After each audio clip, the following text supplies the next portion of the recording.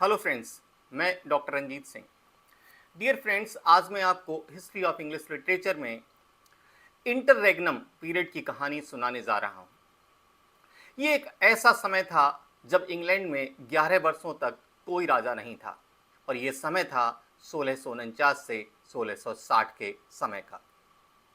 कल्पना कीजिए कि एक ऐसा देश जहाँ सदियों से राजा ही सबसे बड़ा शासक माना जाता था, वहाँ अचानक राजा को जनता के सामने मृत्युदंड दे दिया गया। इसके बाद पूरा देश बिना किसी राजा के चलने लगा। न कोई ताज, न कोई राजगद्दी और ना ही कोई सम्राट। ये कोई काल्पनिक कहानी नहीं है, बल्कि इंग्लैंड के इतिहास का वास्तविक अध्याय है, जिसे इंटररेग्नम कहा जाता है। इंटररेग्नम का अर्थ है दो राजाओं के शासन के बीच का समय, जब कोई राजा नहीं होता। इंग्लैंड के इतिहास में यह अवधि 30 जनवरी 1649 से 29 मई 1660 तक रही। लगभग 11 वर्षों तक इंग्लैंड में कोई राजा नहीं था। इस दौरान देश में अलग अलग प्रकार की रिपब्लिकन गवर्नमेंट, गणतांत्रिक सरकार चली। ये कहानी केवल राजाओं और युद्धों की नहीं है। ये सत्ता, धर्म, संसद, सेना, महत्वाकांक्षा और जनता के संघर्ष की कहानी है। 30 जनवरी 1649 की ठंडी सुबह थी। लंदन के व्हाइट हॉल पैलेस के बाहर हजारों लोग खड़े थे। सभी की निगाहें एक लकड़ी के मंच पर थीं। कुछ ही देर में इंग्लैंड के राजा चार्ल्स फर्स्ट को वहां लाया गया। वह वही राजा था जो कभी पूरे इंग्लैंड का सबसे शक्तिशाली व्यक्ति माना जाता था। लेकिन अब वही राजा अपने अंतिम क्षणों का सामना कर रहा था। उस पर आरोप था कि उसने अपनी ही जनता के विरुद्ध युद्ध किया, संसद की शक्ति को कुचलने की कोशिश की और देश में रक्तपात कराया। राजा ने अपने अंतिम भाषण में स्वयं को निर्दोष बताया। 30 जनवरी 1649 को लंदन के व्हाइट हॉल स्थित बैंक्वेटिंग हाउस के बाहर राजा चार्ल्स फर्स्ट को सार्वजनिक रूप से सिर काटकर बिहेडिंग करके मृत्युदंड दिया गया। अधिकांश साहित्यकारों का मानना है कि उनका सिर जल्लाद की विशेष कुल्हाड़ी एग्जीक्यूशनर एक्ट से एक ही बार में धड़ से अलग कर दिया गया था और इंग्लैंड का राजा इतिहास बन गया। भीड़ में सन्नाटा छा गया। किसी ने शायद कभी सोचा भी नहीं था कि इंग्लैंड जैसा देश अपने ही राजा को मृत्युदंड देगा। यहीं से शुरू हुआ इंटररेग्नम। राजा चार्ल्स फर्स्ट को 30 जनवरी 1649 को मृत्युदंड दिए जाने के बाद इंग्लैंड के सामने सबसे बड़ा राजनीतिक प्रश्न था, अब देश पर शासन कौन करेगा। सदियों से इंग्लैंड में शासन का आधार मोनार्की, राजतंत्र था, जहां राजा ही राज्य का सर्वोच्च शासक माना जाता था। लेकिन अब पहली बार देश का राजा नहीं रहा। इसीलिए रम पार्लियामेंट ने एक के बाद एक ऐतिहासिक निर्णय लिए। रम पार्लियामेंट इंग्लैंड की लॉन्ग पार्लियामेंट का वह छोटा भाग था जो 6 दिसंबर 1648 के बाद बचा रह गया था। उस दिन कॉलोनेल थॉमस प्राइड ने न्यू मॉडल आर्मी के आदेश पर संसद के उन सदस्यों को बाहर कर दिया जो किंग चार्ल्स फर्स्ट के साथ समझौता करना चाहते थे। इस घटना को प्राइड्स पर्ज कहा जाता है। इसके बाद संसद में केवल लगभग 200 में से 80 से 90 सक्रिय सदस्य ही रह गए थे जो रम पार्लियामेंट का हिस्सा थे। चूंकि ये संसद का केवल बचा हुआ हिस्सा रिमेनिंग पार्ट था, इसलिए इसे व्यंग्यात्मक रूप से रम पार्लियामेंट कहा गया। अंग्रेजी में रम का अर्थ होता है बचा हुआ भाग या शेष हिस्सा। रम पार्लियामेंट के द्वारा सबसे पहले मोनार्की को आधिकारिक रूप से समाप्त कर दिया गया। इसके बाद हाउस ऑफ लॉर्ड्स, जो अंग्रेजी संसद का उच्च सदन अपर हाउस था, जिसमें मुख्यतया वंशानुगत हेरिडिटरी कुलीन वर्ग तथा बिशप शामिल होते थे, उसे भी 19 मार्च 1649 को समाप्त कर दिया गया। संसद का तर्क था कि हाउस ऑफ लॉर्ड्स जनता का प्रतिनिधित्व नहीं करता और उसके बिना भी शासन चलाया जा सकता है। इसके बाद संसद ने 17 मार्च 1649 को किंगशिप, राजा का पद को भी समाप्त घोषित कर दिया। अब इंग्लैंड में ना कोई राजा था और ना ही राज सिंहासन का कोई संवैधानिक अस्तित्व। ये यूरोप के इतिहास में एक अत्यंत असाधारण घटना थी, क्योंकि उस समय लगभग सभी यूरोपीय देशों में राजतंत्र ही शासन का प्रमुख रूप था। अंततः 19 मई 1649 को संसद ने घोषणा की कि इंग्लैंड अब एक कॉमनवेल्थ ऑफ इंग्लैंड होगा। कॉमनवेल्थ का अर्थ था कि राज्य किसी राजा की निजी संपत्ति नहीं होगा, बल्कि उसका शासन जनता के प्रतिनिधियों और संसद के माध्यम से चलाया जाएगा। यद्यपि सिद्धांत रूप में सत्ता पार्लियामेंट और उसके द्वारा नियुक्त काउंसिल ऑफ स्टेट के हाथ में थी, लेकिन व्यवहार में धीरे धीरे न्यू मॉडल आर्मी और उसके प्रमुख ओलिवर क्रॉमवेल का प्रभाव बढ़ने लगा। इसलिए कहना पूरी तरह सही नहीं होगा कि शासन सीधे जनता के हाथों में आ गया था। वास्तव में ये एक रिपब्लिकन गवर्नमेंट थी, जिसमें राजा की जगह संसद और उसके अधीन बनी संस्थाओं ने शासन संभाला। उस समय ये निर्णय अत्यंत क्रांतिकारी और साहसिक माना गया, क्योंकि पहली बार इंग्लैंड ने यह सिद्ध करने का प्रयास किया कि देश बिना किसी राजा के भी चलाया जा सकता है। यही ऐतिहासिक प्रयोग इंटररेग्नम की शुरुआत था, जिसने इंग्लैंड के राजनीतिक इतिहास की दिशा हमेशा के लिए बदल दी। 1649 में इंग्लैंड आधिकारिक रूप से कॉमनवेल्थ ऑफ इंग्लैंड बन गया। देश का प्रशासन संसद के हाथों में आ गया। एक संस्था बनाई गई, काउंसिल ऑफ स्टेट, राज्य परिषद। यही परिषद सरकार चलाती थी, लेकिन वास्तविक शक्ति धीरे धीरे संसद से अधिक सेना के हाथों में जाने लगी, और सेना का सबसे बड़ा नेता था ओलिवर क्रॉमवेल। बात आती है कि ओलिवर क्रॉमवेल कौन था। ओलिवर क्रॉमवेल कोई राजा नहीं था, वह किसी शाही परिवार से भी नहीं था। वह एक साधारण जमींदार परिवार से आया था, लेकिन उसमें असाधारण नेतृत्व क्षमता थी। इंग्लिश सिविल वॉर के दौरान उसने न्यू मॉडल आर्मी का नेतृत्व किया। उसकी सेना अनुशासित, प्रशिक्षित और अत्यंत प्रभावशाली थी। राजा चार्ल्स फर्स्ट की हार में क्रॉमवेल की सबसे बड़ी भूमिका थी। इसी कारण अब पूरे देश में उसका प्रभाव सबसे अधिक था। कॉमनवेल्थ ऑफ इंग्लैंड की स्थापना के बाद भी पूरे ब्रिटिश द्वीप समूह में नई रिपब्लिकन गवर्नमेंट को सभी लोगों का समर्थन नहीं मिला। विशेष रूप से आयरलैंड और स्कॉटलैंड में बड़ी संख्या में लोग अब भी चार्ल्स फर्स्ट के पुत्र चार्ल्स सेकंड को इंग्लैंड, स्कॉटलैंड और आयरलैंड का लेजिटिमेट वैध राजा मानते थे। इसलिए नई सरकार को अपने शासन को सुरक्षित रखने के लिए सैन्य अभियान चलाने पड़े। सबसे पहले ओलिवर क्रॉमवेल अगस्त 1649 में अपनी न्यू मॉडल आर्मी के साथ आयरलैंड पहुंचा। उस समय आयरलैंड में रॉयलिस्ट, आयरिश कॉन्फेडरेट्स और कैथोलिक्स मिलकर कॉमनवेल्थ के विरुद्ध संघर्ष कर रहे थे। क्रॉमवेल का उद्देश्य इस विद्रोह को समाप्त करना और पूरे आयरलैंड पर कॉमनवेल्थ का नियंत्रण स्थापित करना था। सितंबर 1649 में उसने आयरलैंड के ड्रोहेडा नगर पर हमला किया।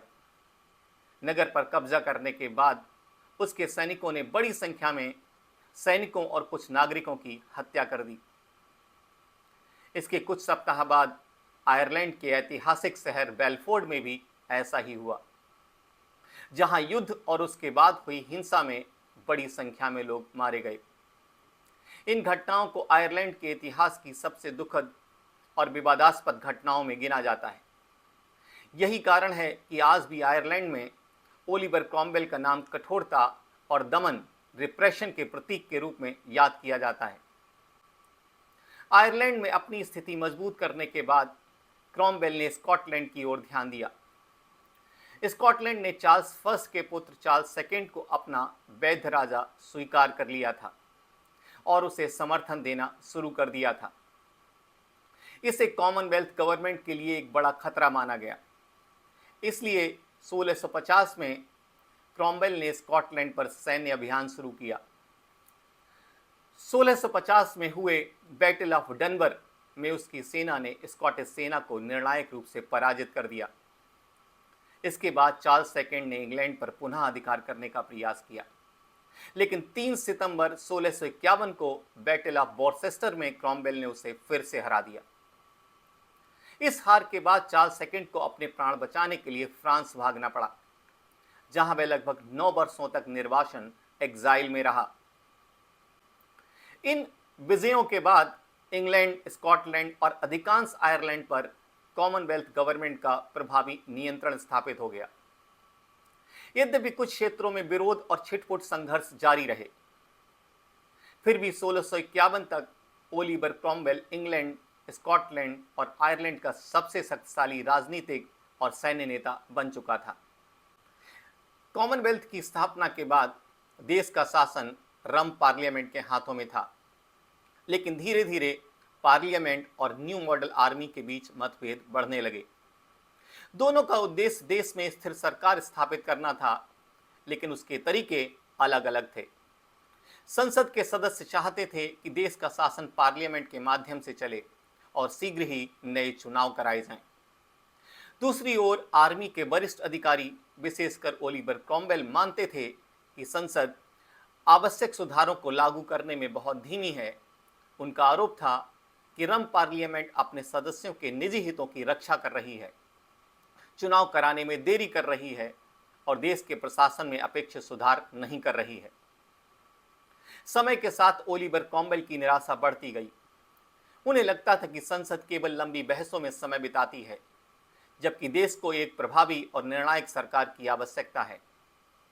सेना के अनेक अधिकारी भी इस विचार से सहमत थे कि यदि संसद इसी प्रकार काम करती रही तो कॉमनवेल्थ कमजोर हो जाएगा और रॉयलिस्ट फिर से सत्ता प्राप्त करने का प्रयास करेंगे। अंततः 20 अप्रैल 1653 को स्थिति निर्णायक मोड़ पर पहुंच गई। उस दिन ओलिवर क्रॉमवेल कुछ सैनिकों के साथ हाउस ऑफ कॉमन्स पहुंचे, जहां रम पार्लियामेंट की बैठक चल रही थी। उन्होंने सांसदों पर भ्रष्टाचार, स्वार्थ और देश के हितों की उपेक्षा करने का आरोप लगाया। अपने प्रसिद्ध भाषण में उन्होंने संसद की कड़ी आलोचना की और कहा कि यह संसद अब जनता का विश्वास खो चुकी है। इसके बाद उन्होंने सैनिकों को आदेश दिया कि संसद को तुरंत डिसॉल्व कर दिया जाए। सैनिकों ने सांसदों को सभा कक्ष से बाहर जाने के लिए मजबूर किया और रम पार्लियामेंट का कार्य समाप्त हो गया। यह घटना इंग्लैंड के राजनीतिक इतिहास की सबसे नाटकीय घटनाओं में से एक मानी जाती है।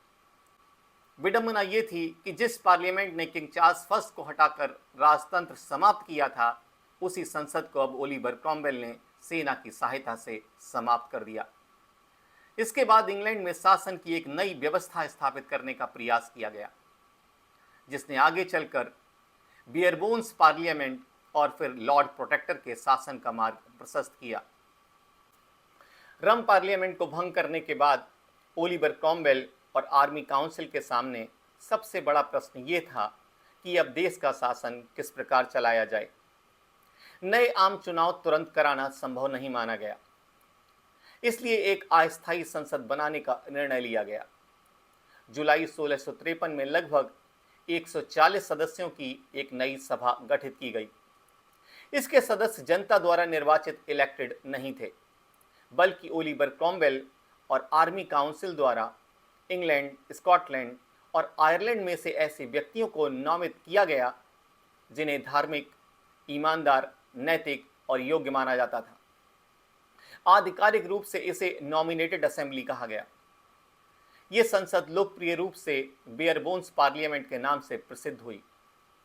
इसका नाम इसके एक सदस्य प्रेज गॉड बियरबोन, जो लंदन के एक चमड़े के व्यापारी और धार्मिक उपदेशक थे, उन्हीं के नाम पर पड़ा था। इस संसद का उद्देश्य न्याय व्यवस्था, कानून, चर्च और प्रशासन में व्यापक सुधार करना था।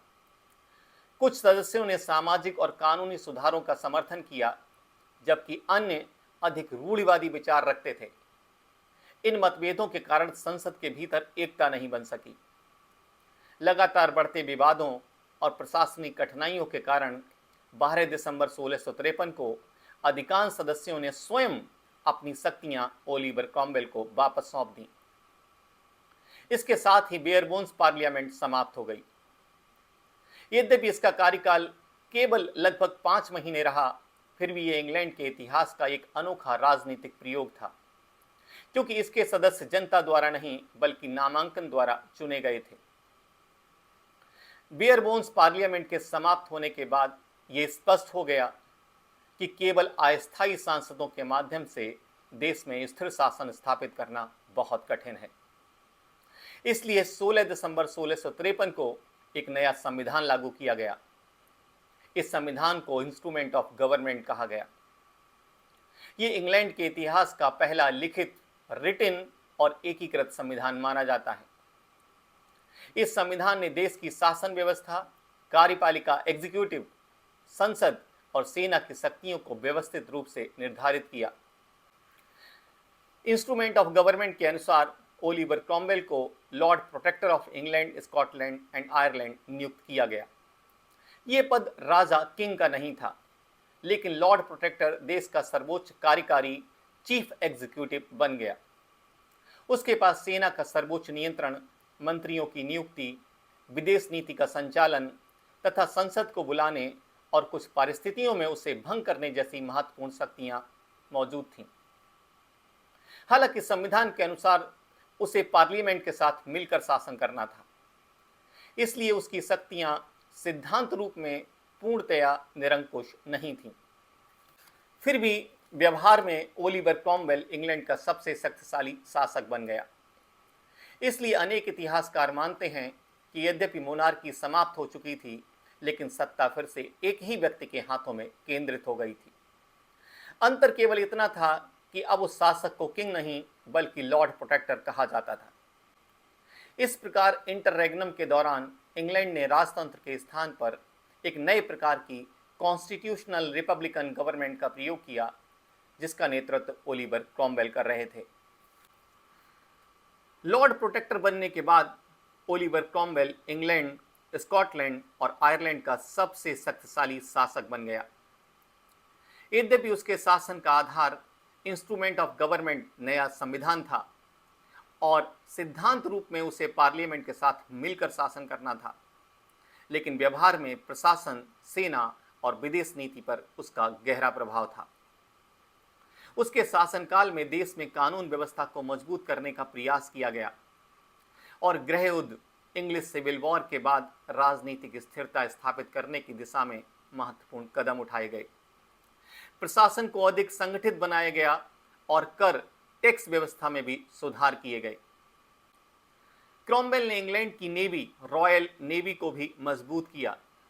उसके शासनकाल में समुद्री व्यापार का विस्तार हुआ और इंग्लैंड की व्यापारिक शक्ति बढ़ी। नेविगेशन एक्ट जो 1651 में आया था, इस नेविगेशन एक्ट के प्रभाव से अंग्रेजी व्यापारियों और जहाज़ों को लाभ तथा समुद्री व्यापार पर इंग्लैंड का नियंत्रण मजबूत हुआ। इसी काल में फर्स्ट एंग्लो डच वॉर जो 1652 से 1654 के बीच हुआ, इस युद्ध में इंग्लैंड ने अपनी नौसैनिक शक्ति का प्रदर्शन किया। विदेश नीति में भी क्रॉमवेल ने इंग्लैंड की प्रतिष्ठा बढ़ाई। 1655 में स्पेन के विरुद्ध अभियान के दौरान इंग्लैंड ने जमाइका पर अधिकार कर लिया, जो आगे चलकर ब्रिटिश साम्राज्य का एक महत्वपूर्ण उपनिवेश बना। इस प्रकार ओलिवर क्रॉमवेल के शासनकाल में इंग्लैंड एक उभरती हुई समुद्री और व्यापारिक शक्ति के रूप में स्थापित होने लगा। हालांकि क्रॉमवेल का शासन केवल राजनीतिक और सैन्य उपलब्धियों तक सीमित नहीं था। वह प्यूरिटन धार्मिक विचारधारा का अनुयायी था और उसका मानना था कि समाज को नैतिक, अनुशासित और धार्मिक मूल्यों के अनुसार चलना चाहिए। इसलिए उसके शासनकाल में सामाजिक और धार्मिक जीवन पर कई कठोर नियम लागू किए गए। यद्यपि थिएटर्स अधिकांशतः 1642 में ही लॉन्ग पार्लियामेंट द्वारा बंद कर दिए गए थे, फिर भी क्रॉमवेल के शासन में वे दोबारा नहीं खोले गए और सार्वजनिक नाट्य प्रदर्शन लगभग बंद ही रहे। रविवार, संडे को विशेष रूप से धार्मिक दिन के रूप में मनाने पर बल दिया गया।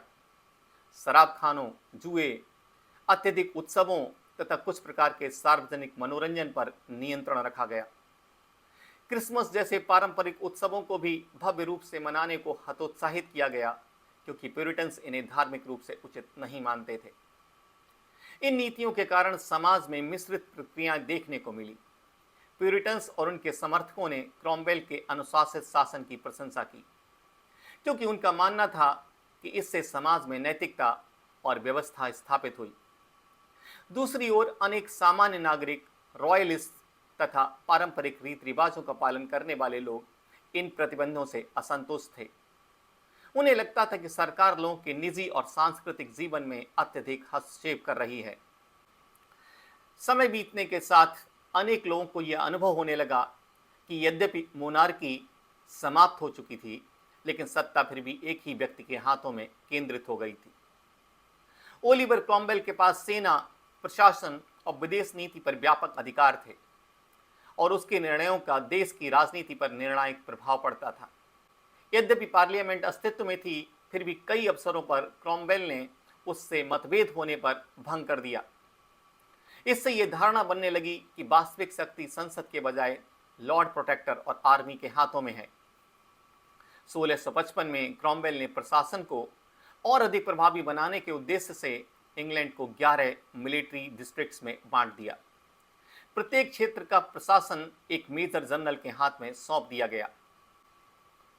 इन अधिकारियों का कार्य कानून व्यवस्था बनाए रखना, कर वसूलना और सरकार की नीतियों को लागू करना था।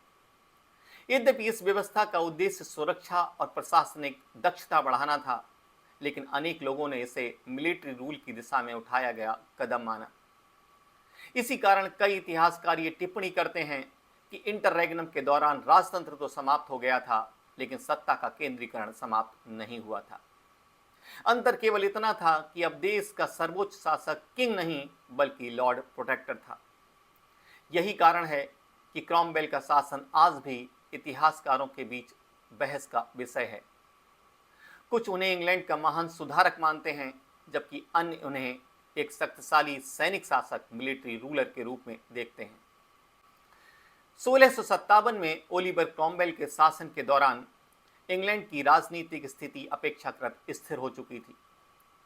फिर भी अनेक राजनीतिक नेताओं और सांसदों का मानना था कि देश में स्थायी और स्पष्ट शासन व्यवस्था स्थापित करने के लिए मोनार्की जैसी पारंपरिक संस्था को पुनः स्थापित किया जाना चाहिए।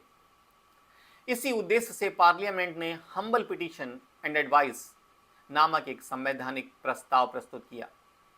इस प्रस्ताव में ओलिवर क्रॉमवेल से अनुरोध किया गया कि वे किंग ऑफ इंग्लैंड का पद स्वीकार कर लें। यदि वे ये प्रस्ताव स्वीकार कर लेते तो इंग्लैंड में मोनार्की फिर से स्थापित हो जाती और क्रॉमवेल स्वयं राजा बन जाते। इस प्रस्ताव पर कई सप्ताह तक गंभीर चर्चा हुई। कुछ लोगों का तर्क था कि किंग की उपाधि इंग्लैंड की पारंपरिक शासन व्यवस्था को स्थिरता प्रदान करेगी और राजनीतिक अनिश्चितता समाप्त होगी। दूसरी ओर आर्मी के अनेक वरिष्ठ अधिकारी और कट्टर रिपब्लिकन्स इस प्रस्ताव के विरोध में थे। उनका मानना था कि जिस मोनार्की को समाप्त करने के लिए इंग्लिश सिविल वॉर लड़ा गया और चार्ल्स फर्स्ट को मृत्युदंड दिया गया, उसी व्यवस्था को पुनः स्थापित करना उस संघर्ष के उद्देश्य के विरुद्ध होगा। अंततः ओलिवर क्रॉमवेल ने किंग बनने का प्रस्ताव अस्वीकार कर दिया। इतिहासकारों के अनुसार इसके पीछे सबसे महत्वपूर्ण कारण आर्मी का विरोध था, क्योंकि सेना उसकी शक्ति का प्रमुख आधार थी। यदि वह राजा बन जाता तो संभव था कि सेना का समर्थन खो देता, इसलिए उसने किंग की उपाधि स्वीकार नहीं की। लेकिन हम्बल पिटीशन एंड एडवाइस के अधिकांश अन्य प्रावधान स्वीकार कर लिए और लॉर्ड प्रोटेक्टर के पद पर ही बना रहा। इस प्रकार उसने जीवन के अंतिम समय तक स्वयं को लॉर्ड प्रोटेक्टर कहलाना पसंद किया, न कि किंग। लगभग 5 वर्षों तक लॉर्ड प्रोटेक्टर के रूप में शासन करने के बाद ओलिवर क्रॉमवेल का 3 सितंबर 1658 को लंदन में निधन हो गया। संयोग से यही वह तिथि थी जिस दिन उसने बैटल ऑफ डनबर्ग और बैटल ऑफ वॉरचेस्टर जैसी अपनी 2 सबसे बड़ी सैन्य विजय प्राप्त की थी। उसकी मृत्यु के साथ ही इंग्लैंड के सामने फिर वही बड़ा प्रश्न खड़ा हो गया, अब कॉमनवेल्थ और प्रोटेक्टरेट का नेतृत्व कौन करेगा। इंस्ट्रूमेंट ऑफ गवर्नमेंट, जो कि इंग्लैंड का संविधान था और बाद की व्यवस्थाओं के अनुसार क्रॉमवेल ने अपने बड़े पुत्र रिचर्ड क्रॉमवेल को अपना उत्तराधिकारी नामित कर दिया था। इसलिए रिचर्ड क्रॉमवेल बिना किसी बड़े विरोध के नया लॉर्ड प्रोटेक्टर बन गया। लेकिन उनके सामने परिस्थितियां उनके पिता से बिल्कुल अलग थीं। वे एक सम्मानित व्यक्ति थे, किंतु उनके पास ना तो सेना का अनुभव था और ना ही अपने पिता जैसी राजनीतिक क्षमता और नेतृत्व कौशल। सबसे महत्वपूर्ण बात यह थी कि न्यू मॉडल आर्मी के वरिष्ठ अधिकारी उन पर वैसा विश्वास नहीं करते थे जैसा वे ओलिवर क्रॉमवेल पर करते थे। कुछ ही दिनों में रिचर्ड क्रॉमवेल के सामने पार्लियामेंट, आर्मी और विभिन्न राजनीतिक समूहों के बीच संघर्ष तेज हो गया।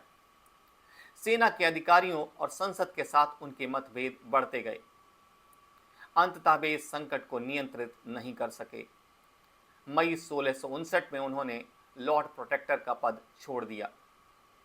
उनके इस्तीफे के साथ ही प्रोटेक्टरेट व्यवस्था लगभग समाप्त हो गई और इंग्लैंड एक बार फिर राजनीतिक अस्थिरता तथा सत्ता संघर्ष के दौर में प्रवेश कर गया। रिचर्ड क्रॉमवेल के लॉर्ड प्रोटेक्टर पद छोड़ने के बाद इंग्लैंड में एक बार फिर गंभीर राजनीतिक संकट उत्पन्न हो गया। प्रोटेक्टरेट व्यवस्था लगभग समाप्त हो गई और देश में यह स्पष्ट नहीं था कि अब शासन किसके हाथ में होगा। आर्मी, पार्लियामेंट और विभिन्न राजनीतिक समूहों के बीच सत्ता को लेकर संघर्ष तेज हो गया।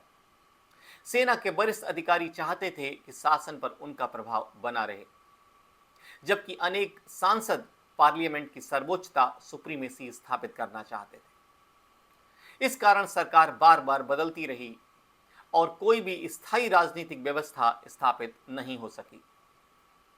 इस दौरान कुछ समय के लिए रम पार्लियामेंट को फिर से बहाल किया गया, लेकिन वह भी राजनीतिक स्थिरता स्थापित करने में सफल नहीं हुई। सेना और संसद के बीच लगातार टकराव चलता रहा। पूरे देश में यह भावना बढ़ने लगी कि इंटररेगनम के 11 वर्षों के प्रयोग के बावजूद स्थायी और प्रभावी शासन स्थापित नहीं हो पाया है। गृह युद्ध, राजनीतिक संघर्ष और लगातार बदलती सरकारों से जनता भी थक चुकी थी। अब अनेक राजनेताओं, सैनिक अधिकारियों और सामान्य नागरिकों को यह लगने लगा कि देश में शांति, स्थिरता और सुव्यवस्थित शासन स्थापित करने के लिए मोनार्की की पुनर्स्थापना, रेस्टोरेशन ही सबसे व्यवहारिक समाधान हो सकता है। इसी राजनीतिक संकट के समय जनरल जॉर्ज मॉन्क, जो उस समय स्कॉटलैंड में तैनात कॉमनवेल्थ आर्मी के प्रमुख सेनापति थे, इंग्लैंड की राजनीति के सबसे महत्वपूर्ण व्यक्ति बनकर उभरे। मॉन्क ने समझ लिया था कि सेना और संसद के बीच चल रहा संघर्ष देश को और अधिक अस्थिर बना देगा। इसलिए उन्होंने इंग्लैंड में एक ऐसी राजनीतिक व्यवस्था स्थापित करने का प्रयास किया जिसे अधिकांश लोग स्वीकार कर सकें। 1660 की शुरुआत में जनरल मॉन्क अपनी सेना के साथ स्कॉटलैंड से लंदन पहुंचे। उन्होंने रम पार्लियामेंट को पुनः संगठित करने में सहायता की और फिर ऐसे फ्री पार्लियामेंट के चुनाव कराने का मार्ग प्रशस्त किया, जिसे बाद में कन्वेंशन पार्लियामेंट कहा गया। इसी बीच उन्होंने निर्वासन एग्जाइल में रह रहे चार्ल्स सेकंड से संपर्क स्थापित किया। उस समय चार्ल्स सेकंड नीदरलैंड के ब्रेडा नगर में रह रहे थे। 4 अप्रैल 1660 को चार्ल्स सेकंड ने डिक्लेरेशन ऑफ ब्रेडा जारी की। इस घोषणा में उन्होंने महत्वपूर्ण आश्वासन दिए। उन्होंने वादा किया कि सत्ता में लौटने पर वे अधिकांश राजनीतिक विरोधियों को सामान्य क्षमा अर्थात जनरल पार्डन देंगे। लोगों की संपत्ति के विवादों का समाधान पार्लियामेंट की सलाह से करेंगे। धार्मिक मतभेदों के प्रति यथासंभव रिलीजियस टॉलरेशन बरतेंगे और सेना के बकाया वेतन का सम्मान करेंगे। इन आश्वासनों ने पार्लियामेंट, आर्मी और जनता के बड़े वर्ग का विश्वास जीत लिया। इसके बाद कन्वेंशन पार्लियामेंट ने चार्ल्स सेकंड को इंग्लैंड का वैध राजा स्वीकार कर लिया और उन्हें देश लौटने का औपचारिक निमंत्रण, फॉर्मल इनविटेशन भेजा। इस प्रकार जनरल जॉर्ज मॉन्क की राजनीतिक दूरदर्शिता और डिक्लेरेशन ऑफ ब्रेडा के कारण मोनार्की की शांतिपूर्ण पुनर्स्थापना, रेस्टोरेशन का मार्ग प्रशस्त हुआ। 19 मई 1660 का दिन इंग्लैंड के इतिहास में एक ऐतिहासिक मोड़ लेकर आया। लगभग 11 वर्षों तक चले इंटररेगनम के बाद चार्ल्स सेकंड निर्वासन से वापस इंग्लैंड लौटे। वे डोवर बंदरगाह पर उतरने के बाद भव्य स्वागत के साथ लंदन पहुंचे। संयोग से ये उनका 30वां जन्मदिन भी था। लंदन की सड़कों पर बड़ी संख्या में लोग एकत्र हुए। जगह जगह उत्सव मनाया गया, चर्चों की घंटियां बजाई गईं, झंडे लहराए गए और लोगों ने अपने नए राजा का उत्साहपूर्वक स्वागत किया। कई लोगों के लिए यह केवल एक राजा की वापसी नहीं थी, बल्कि कई वर्षों की राजनीतिक अस्थिरता और अनिश्चितता के अंत का प्रतीक थी। हालांकि चार्ल्स सेकंड का राज्याभिषेक कॉरोनेशन उसी दिन नहीं हुआ। वे 29 मई 1660 को लंदन लौटे और उसी दिन से रेस्टोरेशन अर्थात मोनार्की की पुनर्स्थापना मानी जाती है। उनका औपचारिक कॉरोनेशन लगभग एक वर्ष बाद 23 अप्रैल 1661 को वेस्टमिंस्टर एबी में संपन्न हुआ। इस प्रकार 29 मई 1660 को इंटररेग्नम का अंत हुआ और स्टुअर्ट मोनार्की पुनः स्थापित हो गई। रेस्टोरेशन का अर्थ केवल राजा की वापसी नहीं था, इसके साथ ही मोनार्की, हाउस ऑफ लॉर्ड्स और पारंपरिक संवैधानिक व्यवस्थाओं को भी पुनः स्थापित किया गया। फिर भी यह राजतंत्र पहले जैसा निरंकुश नहीं रहा।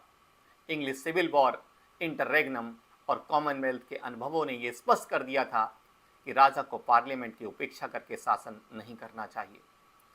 इसलिए यद्यपि चार्ल्स सेकंड फिर से राजा बने, लेकिन भविष्य की अंग्रेजी राजनीति में पार्लियामेंट की भूमिका पहले की अपेक्षा कहीं अधिक महत्वपूर्ण होती गई। यही प्रक्रिया आगे चलकर ग्लोरियस रेवोल्यूशन जो 1688 में हुआ और कॉन्स्टिट्यूशनल मोनार्की की स्थापना का आधार बनी। Thank you friends, thank you very much.